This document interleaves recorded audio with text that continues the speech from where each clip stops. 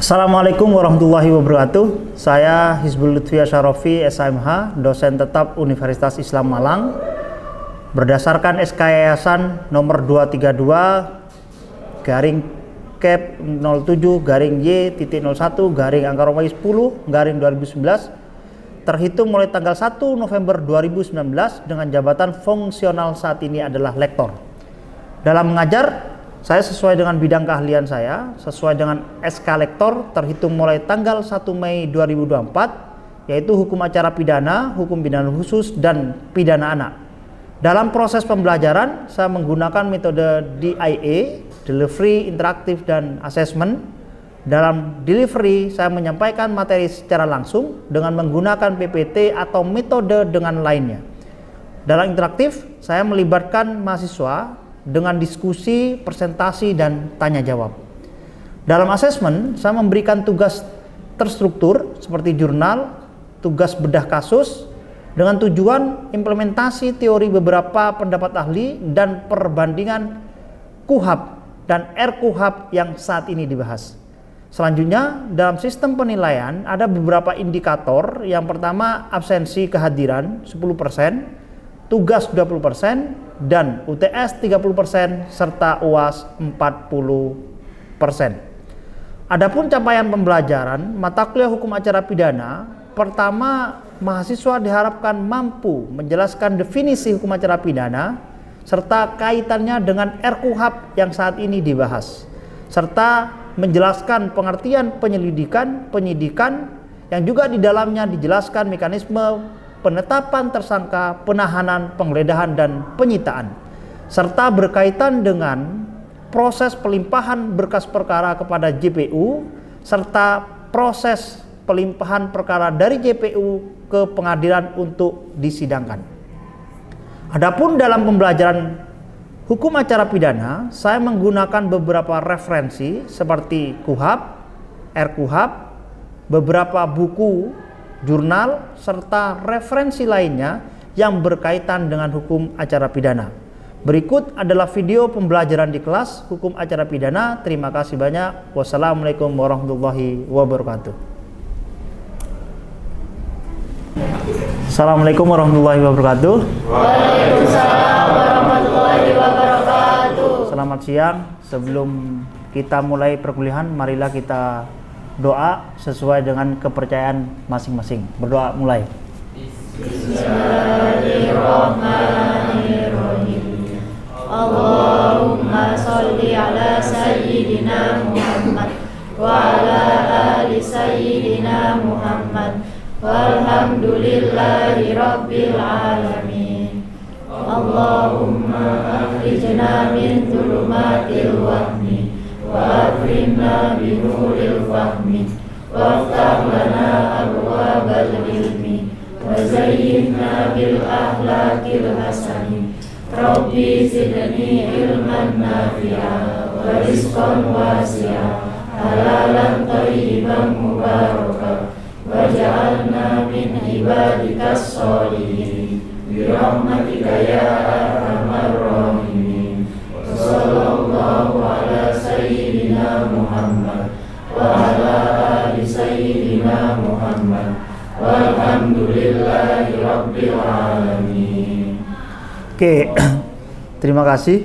Jadi mata kuliah hukum acara pidana itu ditempuh di semester 4. Ini adalah RPS berkaitan dengan hukum acara pidana. Ada capaian pembelajaran yang berkaitan, pertama adalah soal CPL sikap dan CPL keterampilan umum. Yang selanjutnya adalah keterampilan khusus, CPL pengetahuan. Nah, CPMK memahami secara tepat hukum acara pidana sebagai sistem peradilan pidana Indonesia. Ada beberapa materi perkuliahan nanti selama 1 semester. Pertama adalah kontrak kuliah dengan mahasiswa berkaitan dengan waktu, absensi, penilaian, dan sebagainya. Yang kedua adalah materi pertama adalah nanti masuk pada pengertian hukum acara pidana menurut para ahli. Yang selanjutnya adalah pengertian tentang penyelidikan dan penyidikan. Yang ketiga pengertian tentang penangkapan, penahanan, penggeledahan, dan penyitaan pemeriksaan surat. Kelima, pengertian tersangka dan terdakwa. Keenam, pengertian tentang pra-peradilan dan koneksitas. Ketujuh, pengertian ganti kerugian dan rehabilitasi serta memahami arti bantuan hukum. Nah, selanjutnya adalah UTS, tugas semester, yang akan diambil dari mana? Dari materi-materi yang sudah disampaikan sebelum UTS. Setelah UTS itu ada materi pengertian tugas dan kewenangan GPU, surat dakwaan, eksepsi, pembuktian, tuntutan, putusan banding, kasasi dan PK, dan terakhir adalah UAS. Itu adalah nanti bagaimana pembelajaran yang akan kita tempuh selama 1 semester berkaitan dengan hukum acara pidana. Saya langsung masuk kepada materi berkaitan dengan hukum acara pidana.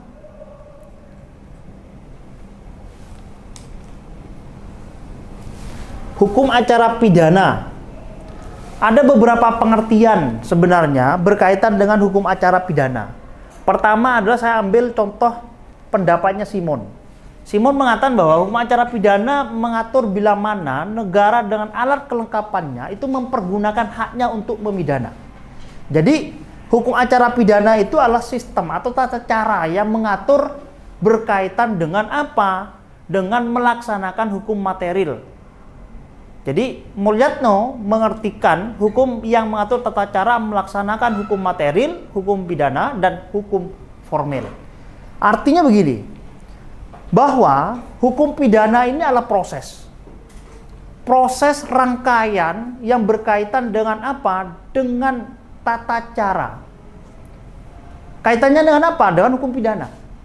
Kalau kemudian, contoh, penerapan pasal di hukum pidana itu tidak bisa diterapkan. Kalau apa? Kalau hukum acaranya nggak jalan. Jadi penerapan pasal KUHP pidana, contoh misal 362, 338, 340, itu hanya bisa diterapkan kalau sudah diproses melalui apa? Hukum acara pidana. Makanya kemudian ada penyelidikan, penyidikan, penuntutan sampai pada proses pemeriksaan. Sampai terakhir adalah putusan banding, kasasi dan PK. Nah, itu adalah semuanya adalah hukum acara. Jadi yang melakukan proses itu, mekanisme itu adalah hukum acara pidana. Salah satu tujuannya adalah untuk menegakkan ketentuan hukum pidana material agar dapat dilaksanakan tanpa hukum acara pidana. Ketentuan hukum pidana material hanya ketentuan tertulis yang kosong. Makanya kemudian kenapa RKUHP itu hari ini kemudian dibahas? Karena KUHP yang baru itu akan disahkan tahun 2026 bulan Januari, di mana tentu KUHP kita itu sudah sangat banyak berubah. Di antaranya adalah sistem pemidanaan yang berkaitan dengan denda. Yang kedua adalah berkaitan dengan korporasi. Maka kemudian KUHP yang sekarang tidak mengatur soal itu, sehingga apa? KUHP itu juga harus direvisi. Makanya kemudian RKUHP itu juga harus segera direvisi begitu, mengikuti KUHP-nya. Sehingga apa? Ada kesinkronan hukum. Jadi kalau hukum pidana atau hukum pidananya itu sudah disahkan, sementara RKUHP-nya tidak direvisi atau KUHP yang sekarang tidak revisi nomor 8 tahun 81 itu, maka tidak mungkin bisa mengikuti. Kenapa? Karena aturannya sudah banyak berubah. Nah, itu pentingnya berkaitan dengan hukum acara pidana. Adapun pihak-pihak yang terlibat dalam hukum acara pidana, pertama adalah setiap orang. Tentu ini adalah berkaitan dengan siapa? Barang siapa. Yang kedua, ini berkaitan dengan siapa? Berkaitan dengan tersangka, terdakwa, atau terpidana. Ini nanti orang-orang yang terlibat dalam hukum apa? Hukum acara pidana. Yang ketiga, pejabat penyelidik dan penyidik. Jadi penyidik atau penyelidik itu tidak hanya Kepolisian Republik Indonesia, tetapi adalah pejabat yang diberikan kewenangan oleh undang-undang secara khusus. Contoh, imigrasi, Polairut, polisi hutan, dan lain sebagainya. Sehingga apa? Jadi pengertiannya adalah nanti semuanya itu juga terlibat dalam mekanisme hukum acara pidana. Yang ketiga, yang selanjutnya adalah JPU. JPU itu jelas, jaksa penuntut umum ya, sebagai dominus litis. Jadi tidak ada lembaga lain yang kemudian melakukan penuntutan selain kejaksaan. Makanya fungsi jaksa itu adalah urgen sekali. Yang melakukan pembuktian di pengadilan itu adalah jaksa. Jadi penyelidikan, penyidikan, sampai penetapan tersangka, penahanan, penggeledahan, penyitaan itu tidak akan berlaku kalau jaksa kemudian tidak bisa membuktikan dalam proses penuntutan. Makanya urgennya adalah penuntutan itu di situ, dominus litis. Jadi tidak ada lembaga lain selain kejaksaan yang melakukan penuntutan. Makanya kemudian perlu yang namanya koordinasi, perlu yang namanya komunikasi antara siapa? Antara penyidik dengan jaksa. Jadi kalau penyidik yang sudah melakukan penyidikan misal, kemudian jaksa tidak bisa membuktikan, ya mereka akan bebas. Orang yang sudah ditahan akan minta ganti rugi. Nah, pentingnya di situ. Contoh kasus. Ini contoh kasus. Misal ada orang korban pembunuhan. Polisi melakukan penyelidikan misal. Polisi melakukan penyelidikan dan pada saat itu ditemukan bahwa ada luka lebam dan sebagainya. Berdasarkan visum et repertum, visum dalam, bahwa korban ini adalah korban pembunuhan. Sehingga apa? Penyelidikan dinaikkan statusnya menjadi penyidikan. Penyelidikan itu adalah serangkaian tindakan penyelidik guna menemukan peristiwa pidana atau tidak. Jadi kalau ini udah peristiwanya pidana, maka kemudian dinaikkan kemana? Ke penyidikan. Setelah penyelidikan tentu ada penyidikan. Nah, mekanismenya nanti begini di dalam KUHP itu.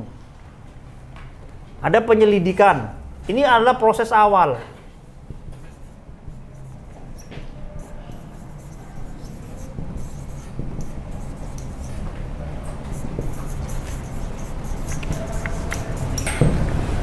Penyelidikan ini tentu adalah pintu awal, pintu masuk, di mana polisi atau pejabat yang diberikan kewenangan itu adalah bisa mengungkap sebuah peristiwa kejahatan. Jadi penyelidikan itu adalah pintu awal. Apakah ini peristiwa pidana atau tidak? Kalau kemudian ini adalah peristiwa pidana, maka naik ke proses penyidikan. Penyidikan ini adalah menemukan siapa pelakunya atau tersangkanya. Nah, tentu dalam proses penyelidikan ini polisi akan melakukan apa? Olah TKP, visum, pemanggilan saksi-saksi, pengumpulan barang bukti. Sehingga apa? Semuanya terangkum dalam satu alat bukti. Bagaimana 184 KUHP, alat bukti itu adalah saksi, ahli, surat, petunjuk, dan keterangan terdakwa. Nah, kemudian kalau kemudian ini adalah peristiwa pidana dan dinyatakan bahwa ini adalah pembunuhan contoh, berdasarkan hasil visum et repertum, maka kemudian naik ke proses penyidikan. Mencari siapa pelaku pidana atau tersangkanya siapa. Nah, begitu tersangkanya kemudian sudah mengarah kepada satu orang berdasarkan alat bukti atau dua alat bukti permulaan yang cukup, maka itu akan bisa ditetapkan sebagai tersangka. Nah, tentu dalam penetapan dari penyelidikan ke penyidikan itu tentu adalah melewati proses yang panjang. Di samping mengumpulkan alat bukti juga harus berdasarkan gelar perkara. Jadi nggak mudah, harus gelar perkara dulu. Jadi dikumpulkan semua para penyidik, dipimpin oleh misal Kasat Reskrim, dikumpulkan dalam satu ruangan. Setelah itu diminta presentasi bahwa perkara ini adalah perkara pembunuhan, naik kepada proses penyidikan. Begitu penyidikan juga akan dimintai keterangan, saksi-saksi akan dipanggil kembali dalam proses penyidikan. Sehingga apa? Sehingga menetapkan tersangka itu berdasarkan dua alat bukti permulaan yang cukup. Jadi nggak bisa main-main. Menetapkan tersangka itu juga melalui proses yang panjang. Nah, di dalam penyidikan ini nanti juga sudah ditetapkan tersangkanya ya. Maka kemudian di sini ada tersangka. Kan sudah ada pembunuhan, penyelidikan, kemudian penyidikan, ditetapkan kemudian tersangka. Ini adalah pihak-pihak yang terlibat dalam KUHP. Selain JPU, yang tidak kalah penting adalah pejabat pengadilan. Harus bisa membedakan antara pengadilan dan peradilan. Ini satu hal yang berbeda. Pengadilan itu adalah lembaganya. Lembaga PN Kota Malang, berarti itu pengadilan. Pengadilan Negeri Kota Malang. Tetapi kalau peradilan itu adalah serangkaian atau proses yang dimana kewenangannya adalah memeriksa, mengadili, dan memutuskan. Jadi peradilan itu adalah rangkaiannya, sistem caranya bagaimana. Jadi ini ada lembaga ini pengadilan. Nah, rangkaian acaranya itu disebut dengan peradilan, serangkaian. Nah, kegiatannya apa? Ya, memeriksa, memutus, dan mengadili dan memutuskan begitu. Nah, di samping ada pejabat pengadilan, ada pejabat eksekusi, penasihat hukum, dan advokat. Tentu adalah bahwa advokat ini adalah diminta untuk mendampingi perkara dari proses tingkat penyelidikan dan penyidikan, mulai tahap saksi atau sudah tersangka. Nah, ada beberapa isu krusial sebenarnya. Ini yang penting ya untuk teman-teman mahasiswa, bahwa dalam menjalankan tugas penegak hukum itu harus due process of law. Prinsipnya apa? Adalah prinsipnya mengatur bahwa setiap proses penegakan hukum, penerapan hukum pidana harus dijalankan secara konstitusional berdasarkan hukum yang berlaku. Jadi dalam menetapkan orang itu harus serba hati-hati, berdasarkan peraturan perundang-undangan. Nggak boleh menetapkan orang karena suka atau tidak suka. Harus benar-benar apa? Harus benar-benar berdasarkan dua alat bukti yang cukup. Sehingga apa? Pada saat orang melakukan atau menguji, melakukan pra-peradilan, itu nggak kewalahan penyidik. Tugasnya itu. Yang selanjutnya adalah salah satu tahap penting dalam sistem peradilan pidana ya, adalah tahap sebelum suatu perkara dibawa persidangan atau pra-persidangan. Jadi ada proses sebelum persidangan dan sampai pada proses persidangan. Apa proses sebelum persidangan? Penyelidikan, penyidikan, penuntutan sampai pada putusan pengadilan. Dan terakhir adalah tahap pra-persidangan terdiri dari bagian penyelidikan dan penyidikan dan penuntutan. Due process of law, karena sistem kita adalah menganut asas due process of law, adalah persamaan hak dan kedudukan. Jadi dalam hukum acara pidana kita itu menekankan yang namanya due process of law. Apa itu? Persamaan hak, kedudukan, serta kewajiban di depan hukum. Equality before the law. Meskipun ya secara orang hukum begitu, kita ini adalah equality before the law, sama semuanya di depan hukum. Tetapi kita tidak pernah sama di depan penegak hukum, kira-kira begitu. Makanya kemudian catatan kritis kita bahwa equality before the law itu akan jalan kalau penegak hukum tidak pernah melihat latar belakang sosialnya. Ini penting juga.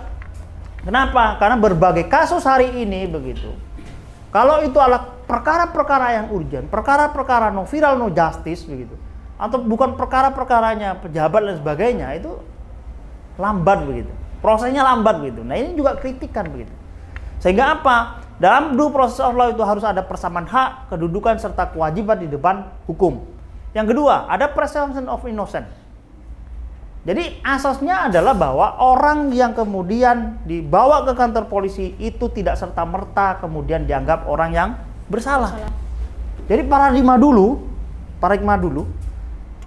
orang dibawa ke kantor polisi itu sudah dianggap sudah bersalah. Oh, tersangka ini. Padahal tidak. Bisa saja dimintai keterangan. Bisa saja adalah sebagai saksi, macam dan lain sebagainya. Jadi asasnya adalah praduga tak bersalah. Jadi orang tidak bisa dianggap bersalah sebelum ada putusan pengadilan. Kuncinya apa? Di putusan pengadilan. Yang ketiga, penangkapan dan penahanan berdasarkan bukti permulaan. Sehingga apa? Ini harus penting mengingat bahwa hak tersangka itu harus dilindungi oleh yang namanya hak asasi manusia. Ini adalah konsep yang namanya due process of law. Jadi dalam melakukan proses penangkapan penahanan itu harus berdasarkan dua alat bukti yang cukup. Apakah kemudian banyak kasus ya? Ada beberapa kasus yang kemudian, contoh kasus yang viral itu, kasus Budi Perong, kasus Vina Cirebon. Bagaimana kemudian ditangkap ya, sudah di press release, kemudian apa? Ternyata begitu putusan pengadilan dia tidak bersalah begitu. Sehingga apa? Ya ini menurut saya ada proses penyelidikan dan penyidikan yang kemudian tidak berjalan. Jadi dalam proses penyidikan itu tidak bisa kemudian buru-buru, tidak bisa juga karena tekanan publik, tidak juga bisa karena tekanan siapapun, harus benar-benar berdasarkan 2 alat bukti yang cukup. Jadi bukti permulaan yang cukup.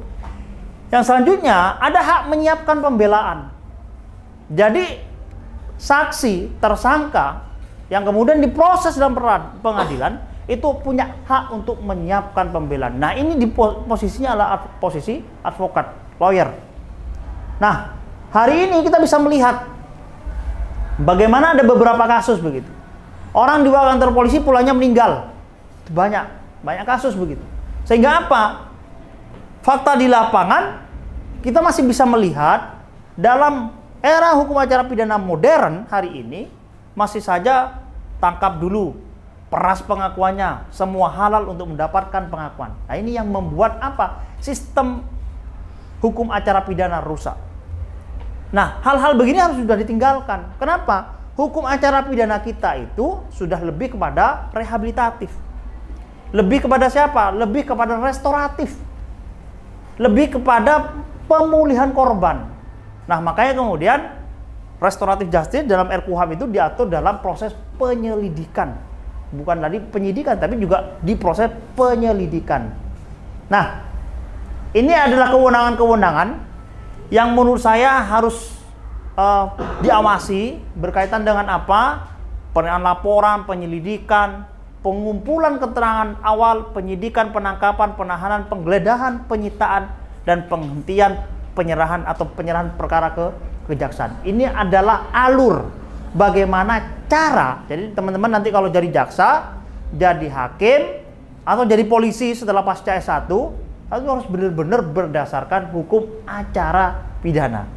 Jadi yang itu harus runtut gitu loh, sistematis. Jadi jangan buru-buru. Harus berdasarkan 2 alat bukti permulaan yang cukup. Ya, jangan kemudian tidak berdasarkan itu. Nah, selanjutnya bagaimana awal tata cara ya berkaitan dengan hukum acara pidana. Ada laporan, ada pengaduan. Ini 2 hal yang berbeda. Dasar hukumnya adalah pasal 1 butir 24 KUHP, pasal 1 butir 5 25 KUHP ya. Ini laporan pemberitahuan yang disampaikan karena hak atau kewajiban berdasarkan undang-undang pada pejabat yang berwenang. Atau berkaitan dengan apa? Berkaitan dengan diduga akan terjadinya peristiwa pidana. Sedangkan kalau pengaduan itu adalah untuk minta seorang hukum yang telah melakukan tindak pidana aduan merugikan. Jadi pemberitahuan disertai permintaan oleh pihak berkepentingan. Oke, ini dasar hukumnya. Jenis tindak pidananya adalah semua jenis tindak pidana dapat dilaporkan. Kalau pengaduan itu hanya tergolong pada jenis tindak pidana pengaduan. Contoh apa? Berkaitan dengan kesusilaan. Berkaitan dengan apa? Nama baik. Berkaitan dengan apa? Martabat. Nah, sedikit saya sampaikan perbedaan laporan dan pengaduan. Jadi kalau misalnya ada kasus, ada orang meninggal atau ada apapun begitu, ada perbedaan laporan dan pengaduan. Terkait dengan waktu pengajuan itu bebas ya, sesuai dengan pasal 78, bebas waktu asal belum kadaluarsa. Sementara pengaduan ya tenggang waktunya 6 bulan kalau pengadu berdomisili di Indonesia. Sementara 9 bulan kalau pengadu berdomisili di luar negeri. Siapa yang berhak dalam laporan? Setiap orang. Hal tertentu merupakan kewajiban, hak dan kewajiban. Selanjutnya orang-orang tertentu yang dirugikan tidak ada kewajiban melakukan pengaduan. Ini yang membedakan laporan dan pengaduan. Prosesnya tidak dapat dicabut kembali kecuali ada sistem hukum yang disesuaikan, misal restoratif justice atau mekanisme hukum lainnya. Yang selanjutnya ini dapat dicabut sesuai dengan pasal 75 KUHP. Nah, ini proses penyelidikan. KUHP saya coba gambarkan bagaimana KUHP yang lama dan KUHP yang draft yang baru RKUHP, mulai dari bab 1 tentuan pasal 1 angka 4 berkaitan dengan penyelidikan, pasal 1 angka 7 RUU KUHP. Penyelidik adalah pejabat polisi negara Indonesia yang dibenang oleh undang-undang untuk melakukan penyelidikan. Ini adalah KUHP yang lama. Draft yang baru, penyelidik adalah pejabat kepolisian negara Indonesia diberi kewenangan untuk melakukan penyelidikan. Ini hampir sama. Tetapi ada perbedaan di mana? Di pasal 1 angka 5 KUHP dan pasal 1 angka 8 RUU KUHP. Jadi penyelidik adalah serangkaian tindakan penyidik untuk mencari dan menemukan suatu peristiwa yang diduga sebagai tindak pidana. Nah, penyelidik di sini adalah serangkaian hampir sama ya ternyata. Menyelidik untuk mencari dan menemukan peristiwa diduga sebagai tindak pidana guna menemukan dapat atau tidaknya dilakukan penyidikan menurut cara yang diatur dalam undang-undang ini. Nah, ini adalah hakikat tindakan penyelidik, di mana mencari dan menemukan peristiwa yang diduga sebagai tindak pidana, yang selanjutnya adalah menemukan dapat tidaknya dilakukan penyelidikan. Penyidik KUHP Undang-Undang Nomor 891, tentuan ini adalah angka 1 KUHP, pasal 1 angka 1 KUHP. Penyidik adalah pejabat polisi negara Indonesia, pejabat negara pegawai negeri sipil tertentu yang diberikan khusus oleh undang-undang untuk melakukan penyidikan. Sedangkan bab 1 pasal 1 angka 1 RUU KUHP, penyidik adalah penyidik kepolisian negara Republik Indonesia, penyidik pegawai negeri sipil atau penyidik tertentu yang diberi kewenangan oleh undang-undang untuk melakukan penyidikan. Jadi kalau di sini tidak dijelaskan di KUHP yang lama terkait dengan penyidik tertentu, tetapi di dalam RUU KUHP yang baru itu dijelaskan berkaitan dengan penyidik tertentu. Jadi kalau yang lama itu tidak dijelaskan bahwa ada penyidik tertentu, tapi dalam draft RUU KUHP itu dijelaskan berkaitan dengan penyidik tertentu. Ada pertanyaan? Saya mau bertanya, Pak. Gimana? Sebelumnya perkenalkan dulu, nama saya Ambar Rahmawati dengan NPM belakang 1106. Permisi Bapak, mohon izin saya bertanya. Bagaimana prosedur penyitaan yang sah menurut KUHP? Kapan penyitaan dapat dilakukan tanpa surat izin dari Ketua Pengadilan? Terima kasih. Oke. Penyitaan yang sah itu adalah harus mendapatkan surat izin dari pengadilan negeri setempat. Kalau tidak ada surat, maka itu tidak sah. Kecuali dalam hal apa penyitaan itu tidak perlu yang namanya surat dari pengadilan negeri. Pertama adalah berkaitan dengan tertangkap tangan. Jadi dalam hal tindak pidana yang diatur secara tertangkap tangan, ya, kalau ada tiba-tiba ada massa begitu, teriak maling begitu kan. Kemudian polisi melakukan penangkapan, kemudian polisi langsung melakukan penggeledahan. Kemudian barang-barang yang dilakukan oleh polisi pada saat melakukan penangkapan, ya, kemudian dilakukan penyitaan oleh kepolisian, itu diperbolehkan. Yang tidak boleh adalah bukan hal tindak pidana yang tertangkap tangan. Contoh, dalam hal apa? Polisi melakukan penyidikan dalam kasus tertentu berkaitan dengan apa? Tindak pidana penipuan misal, penggelapan atau penadahan. Dalam hal tidak tertangkap tangan, maka polisi harus dalam hal penyitaan harus mendapatkan izin dari pengadilan negeri atau pengadilan setempat. Kenapa? Berkaitan, dan perlu diperhatikan bahwa penyitaan itu harus berkaitan dengan barang-barang yang berkaitan dengan tindak pidana. Jadi tidak diperkenankan atau tidak diperbolehkan melakukan penyitaan yang tidak ada kaitannya dengan tindak pidana. Jadi kalau misal barangnya itu adalah sepeda motor, ya sepeda motor yang disita. Kalau mobil misal karena kasusnya adalah narkotika, maka yang disita adalah mobil. Tidak diperkenankan adalah melakukan penyitaan terhadap barang lain. Contoh misal yang disita adalah hewan ternak, padahal kasusnya adalah narkoba misal. Pada saat dilakukan penangkapan, dia bawa sepeda motor atau kendaraan mobil, maka yang disita itu adalah dia, sepeda motor atau mobil. Tidak diperkenankan kemudian melakukan penyitaan di rumahnya. Mengambil apa? Contoh, sapinya juga diambil. Ya kan nggak mungkin, begitu.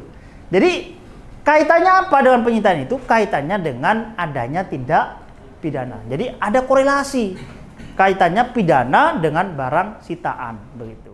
Oke, saya rasa cukup. Terima kasih banyak.